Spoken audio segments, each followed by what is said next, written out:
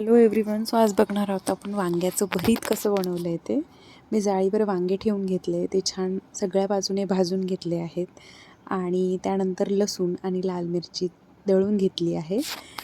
आता आपण वांगं कसं शिजलं हे चेक करायचं असेल तर मी चाकू घालून बघते. मेनली तो पूर्णपणे व्यवस्थित त्यात आत जात असेल तर समजायचं वांगं व्यवस्थित शिजलं आहे.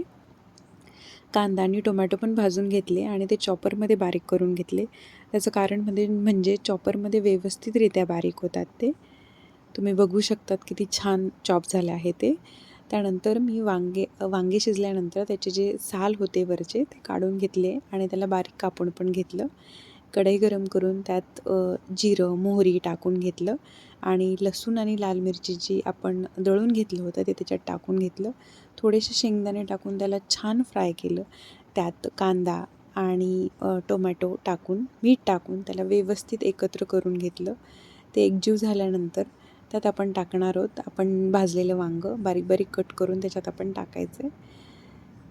एकत्र करून घ्यायचं आहे त्याला व्यवस्थित आणि जेव्हा ते शिजायला येतं तेव्हा त्याच्यात छान कोथिंबीर टाकायची. खूप छान वांग्याचं भरीत बनून तयार होतं. थँक्यू.